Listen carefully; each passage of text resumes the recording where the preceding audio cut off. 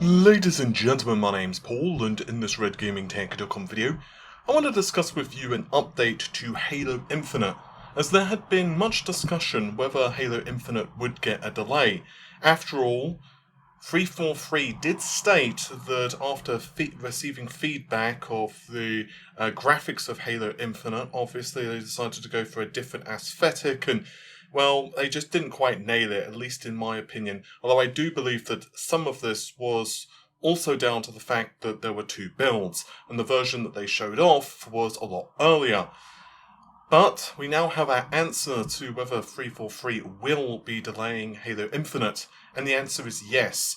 A statement was put out by Chris Lee, who is the studio head, and he said, and I quote, "Today I want to share an important Halo Infinite development update with the community. We've made the difficult decision to shift our release to 2021 to ensure the team has adequate time to deliver a Halo game experience that meets our vision. The decision to shift our release is the result of multiple factors that have contributed to the development challenges, including ongoing can't say the word, plague of doom, that's impacting affects all of us this year. I want to acknowledge the hard work from our team at 343, who have remained committed to making a great game and finding solutions to development challenges. However, it's not sustainable for the well-being of the team or overall success of the game to ship this holiday. We know this is going to disappoint many of you, and we share this sentiment. The passion and support of the community has shown over the years has been incredible and inspiring. We want nothing more than for you to play our game with the community this holiday. The extra time will let us finish the critical work necessary to deliver the most ambitious Halo game ever with the quality we know our fans expect." And then, obviously, he signs off thanking you for the support and understanding. So, there are several things I want to discuss real quick for this. This video is definitely very unplanned. We had already uploaded 2 videos today, which Amy actually recorded, while I am in the process of editing a review for an RX 5600 XT, comparing it whether you should buy it instead of the RX 5700. And I'm actually really enjoying kind of doing a lot of reviews at the moment, so we were not really expecting this Halo Infinite news to drop, to be honest, but here we are. And I have a lot of thoughts for this. First of all, I think they're making the right call. As Shigeru Miyamoto would say, I can't remember the exact quote, but a rushed game, yeah, and a delayed game will eventually be good. I think it's better to delay the game and give people a title which is going to live up to the name Halo. I personally absolutely love Halo 1 and 2. They were definitive titles for me, and I originally played them on PC. Halo 1 I played on PC, and the second game I played on my Xbox. I'd just gotten an Xbox at that point. I got an Xbox a little late, and I remember playing Halo 1 on PC, and then subsequently Halo 2, and both games were just incredible. The atmosphere, the music, it was just amazing. And I think that Microsoft delaying this title was an incredibly difficult decision, because obviously they're going to get a lot of backlash from the community, but I would rather have a game which has all of the polish, all of the graphical fidelity you would expect, loads of awesome single-player and multiplayer content, because let's face it, yes, the single-player for Halo is where, personally, I prefer to spend my time, but for a lot of folks in the community, it's really the online which gives Halo its kind of lifespan, and I think that Microsoft pushing this for a delay just makes logical sense for them. The second thing is that I'm happy from the perspective of them not essentially killing the developers.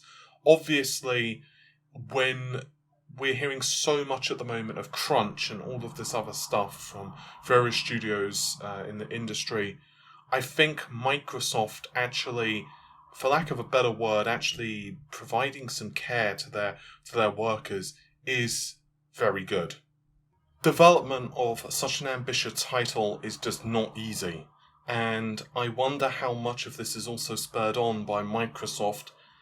Well, of course, needing to kind of redo some of the visuals for the game, but also working on two separate versions. The next thing is that people are kind of thinking doom and gloom for the Xbox Series X, and we assume also the Xbox Series S. I mean, it's logical that Microsoft will release both consoles simultaneously. And I'm not sure about this because I don't think Halo is going to be the only Microsoft exclusive at launch. I don't know that for certain, so, don't crucify me in 6 months' time if that's not the case. Well, that would be way over the console's launch, but you get my point. I personally think there's probably going to be some other games at launch as well. Yeah, I don't mind them delaying it. I just really do hope that there are some other exclusives that Microsoft are working on. We can clearly say that titles like Fable are not going to be there because they've already stated that, it's quite early in progress.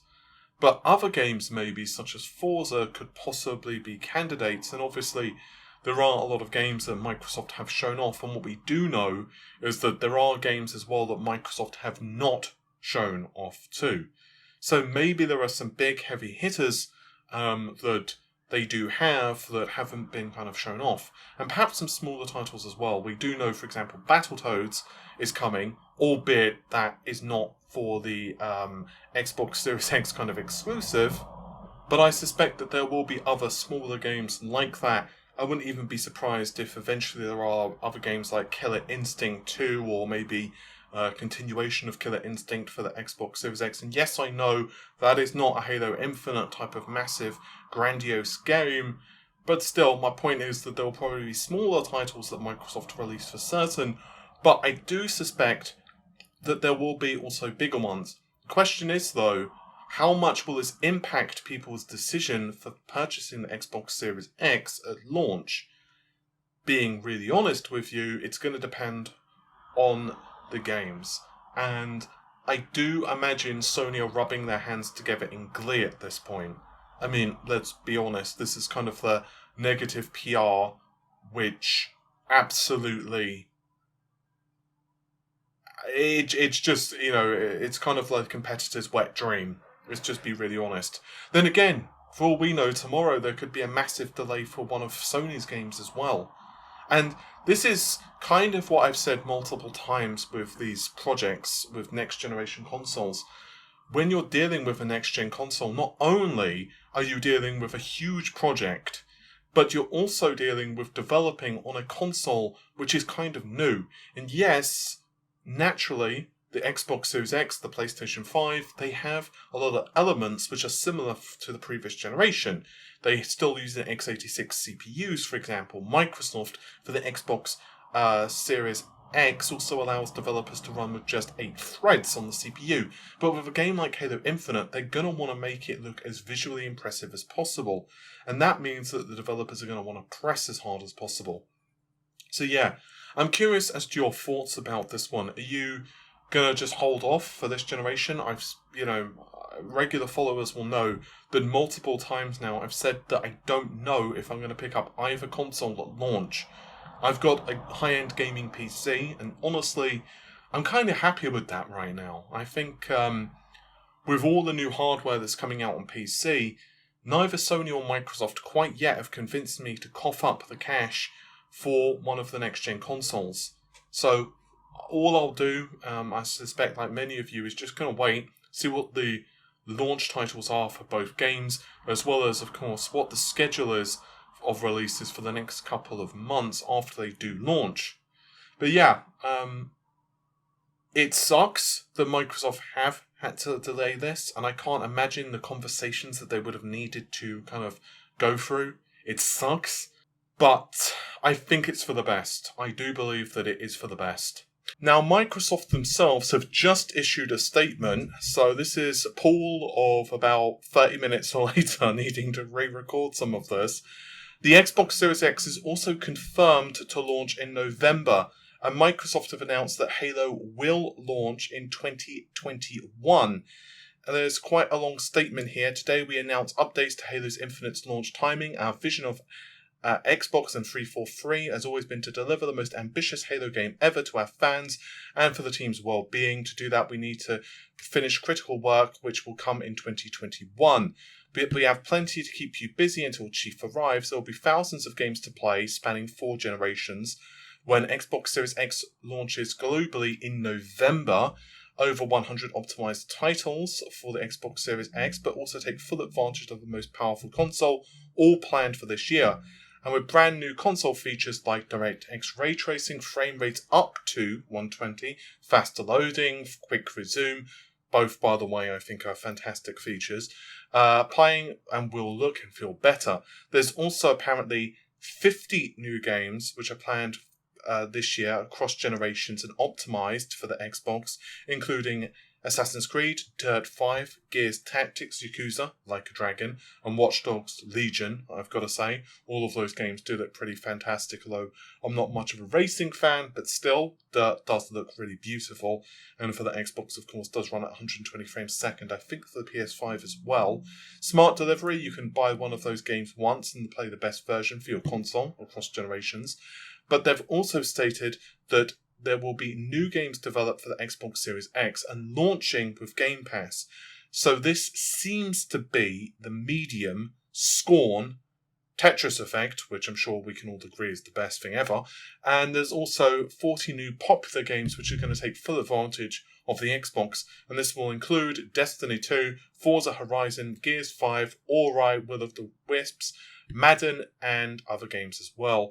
And they're also pushing the fact that beginning September 15, Xbox Game Pass Ultimate members will be able to play 100 games on the cloud because of xCloud, obviously.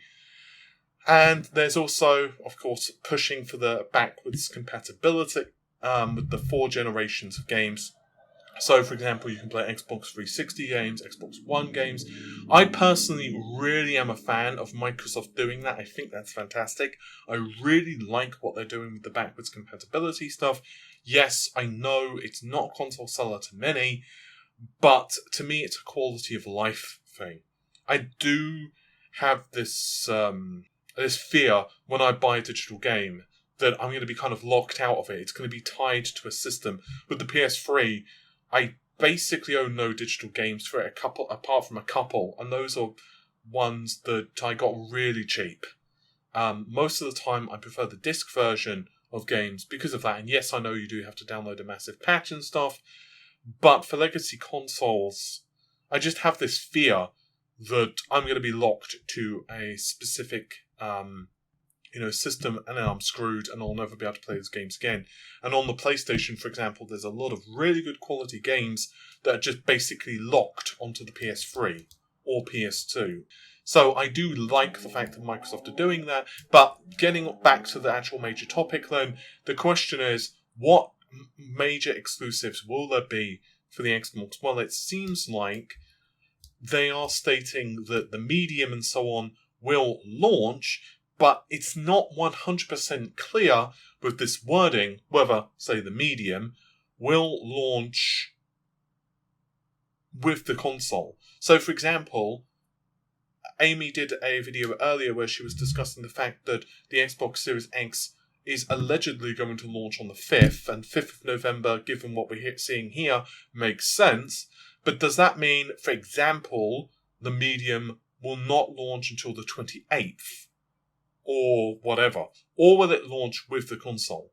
I suspect that optimized versions of the games, such as Gears, for example, will launch with the console, which is fantastic, and I'm not trying to, marginalize that, because high frame rate Gears would be amazing on console, but I do question what games are going to be available. I think Microsoft have made the right choice.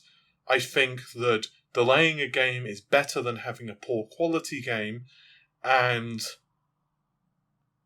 I think given there's so much criticism at the moment with the treatment of people in the games industry and all of this stuff, I would much rather play a game that is delayed until, I'm just throwing it out there, let's say March or something next year, rather than finding a game which is going to just completely and utterly,